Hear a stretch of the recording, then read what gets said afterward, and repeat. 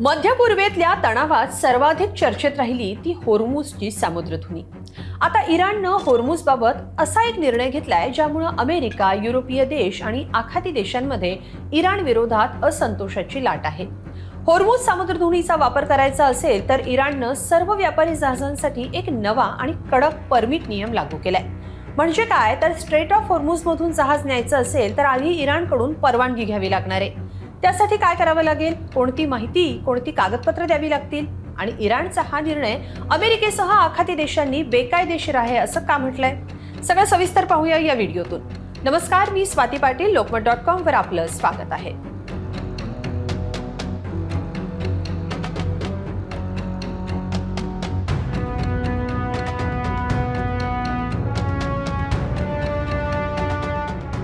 Straight of Hormuz जागतिक व्यापाराचा कणा आणि जगातील सर्वात महत्त्वाच्या सागरी मार्गांपैकी एक।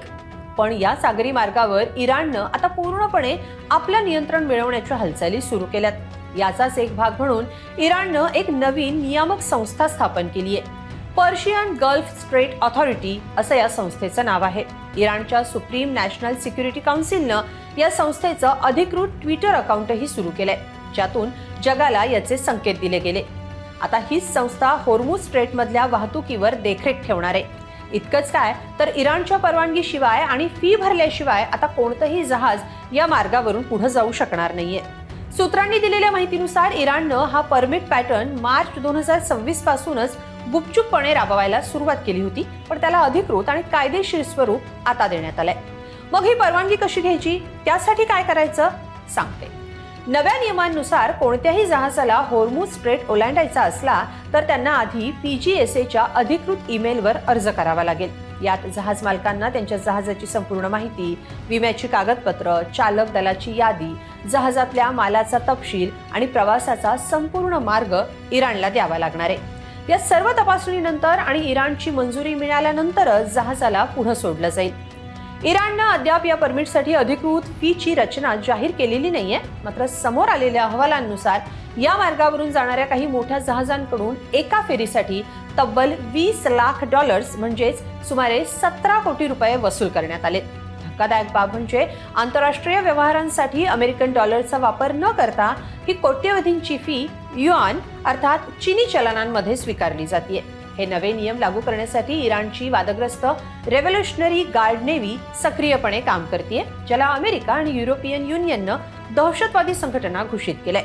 पण इराणनं आपली बाजू मांडताना वेगळाच दावा केलाय। इराणचे खासदार इब्राहिम अजिजी यांनी या निर्णयाचं समर्थन केलंय। ते म्हणाले, इराणनं होर्मुझ मधलं ट्रॅफिक नियंत्रित करण्यासाठी पूर्ण यंत्रणा सज्ज केली आहे। जे देश किंवा व्यापारी इराणला सहकार्य करतील त्यांनाच या मार्गाचा वापर करता येईल, पण त्यासाठी शुल्कही मोजावं लागेल। तेहरानमधल्या मेट्रो स्टेशनवर लागलेल्या पोस्टर्समध्ये तर इराण या नव्या परमिट सिस्टीमच्या माध्यमातून दरवर्षी $100 अब्ज कमावणार असल्याचा दावा केला जातोय। दुसरीकडे इराणच्या या मनमानी कारभारावर अमेरिका आणि युरोपीय देशांनी कडाडून टीका केली आहे। संयुक्त राष्ट्रांच्या सागरी कायद्यानुसार होर्मुझ स्ट्रेट हा एक आंतरराष्ट्रीय सागरी मार्ग आहे, जिथं कोणत्याही देशाच्या जहाजाला विना अडथळा प्रवास करण्याचा अधिकार आहे। त्यामुळे इराणचा हा परमिट नियम आंतरराष्ट्रीय कायद्यांचं उल्लंघन करणारा आहे असं अमेरिकेनं म्हटलंय। दरम्यान फेब्रुवारी महिन्यात इराण विरुद्ध अमेरिका, इस्रायल देशात युद्ध सुरू झालं, तेव्हापासून इराणनं स्ट्रेट ऑफ होर्मुझ या मार्गावर व्यापारी जहाजांची वाहतूक जवळपास रोखून धरली।